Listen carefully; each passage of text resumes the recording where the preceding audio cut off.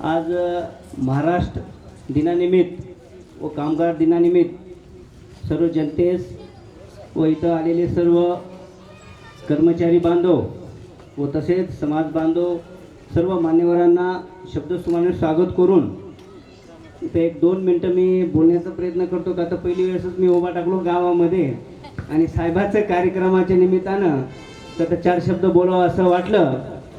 तर या ठिकाणी जर विचार केलं, आज जे कामगार दिन आहे, खरंच ह्या गावला जे आमचे माळीसाहेब जे भेटले, खरं ते कामगार काय असतात आणि नामदार काय असतात. का तर नामदार म्हणलं तर पालक.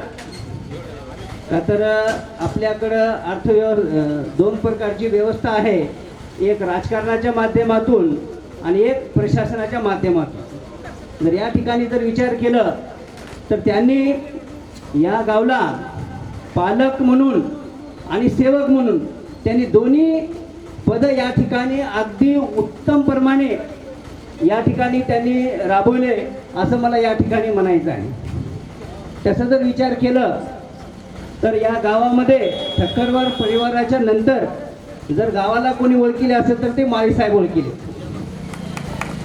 का तर या ठिकाणी त्यांनी पुरे आयुष्यात म्हणजे 35 वर्षामध्ये असा एकही विषय नाही, एकही तक्रार नाही की त्यांच्या विरोधात की कोणीतरी कुठलं तरी एखाद्या अधिकाऱ्याला बोलले. माझ्या माहितीप्रमाणे तर आमच्याकडे सुद्धा आता आमचे जे उमरतवार साहेब आता परवा आलेत, ते पाहुणे असल्यामुळे ओळख झाली, पण त्याच्या आधी येवन सरपंचाकडे सुद्धा इंजिनियर साहेबाचा नंबर नव्हतं आणि तिथपर्यंत जाऊ द्यायची त्याची विषय नव्हता. कारण कुठलाही विषय असला की उशिरा 2 वाजता 3 वाजता 4 वाजता लाईट चालू केलेले आम्ही स्वतः बघितलेलं आहे आणि आम्ही त्यांच्यासोबत गेलेले आहोत. एवढ्या काडीकोट्यामध्ये या बाजूला जे आहे त्या ठिकाणी एवढे किचकट आहे की ते दिवसासुद्धा जाणं अवघड असते, पण त्या ठिकाणी बॅटरी लावून निलेशला सुद्धा चल तू चल सोबत म्हणतो तिला. तर अशा पद्धतीनं त्यांनी एकदम चोप अशा पद्धतीनं त्यांनी आपल्या गावासाठी खूप मोठं योगदान दिलेलं आहे. त्याबद्दल या ठिकाणी त्यांच्या विरोधात जर तक्रार एक होती, सर्वात मोठी तक्रार म्हणलं तर वर की कासाळी गावामध्येच लाईट का असते. बिलोलीचे सुद्धा आजही आत्ताही आता इथं साहेब आहेत बसलेले या ठिकाणी, त्यांनाही फोन येतात का तर कासाळीत लाईट का असते. त्याचं कारण जर म्हणलं आमच्या ठक्करवार साहेबाकडे सुद्धा चिंता इथं सभापती साहेब आहेत आमचे सुभाष पाटील, खूप छान बोलतात, त्यांना संधी द्यावा आणि त्यांनी 2 मिनिटं बोला अशी माझी इच्छा आहे. तर त्या ठिकाणचे 50 माणसं साहेबाकडे आले तिथं की तुमच्या गावची लाईट आणि आमच्या गावची लाईट बंद आहे. तर त्या ठिकाणी इंजिनियर साहेबाला फोनवर स्पीकरवर बोलले की साहेब इथली तक्रार आहे की तुमच्या गावची लाईन आहे आणि चिंचाळ्याला लाईन 2 दिवसापासून लाईन बंद आहे, म्हणजे त्याचं कारण सांगा आणि तिथं लाईट चालू करा. तर त्यांनी म्हणले की साहेब सर्वात मोठा जो विषय जो आहे तो त्या ठिकाणचं ज्यानं पैसे मोजते त्याच्याकडे आमची लाईट आहे. आणि त्याच्यात जर बघितलं इथली कंडिशन सर्व गावावर मला सुद्धा अभिमान वाटते माझ्या गावचा की या गावामध्ये एकही आखोडा नाही, एकही गावामध्ये एक आखोडा पण तुम्ही दाखवू शकत नाही असं आमचं या ठिकाणी.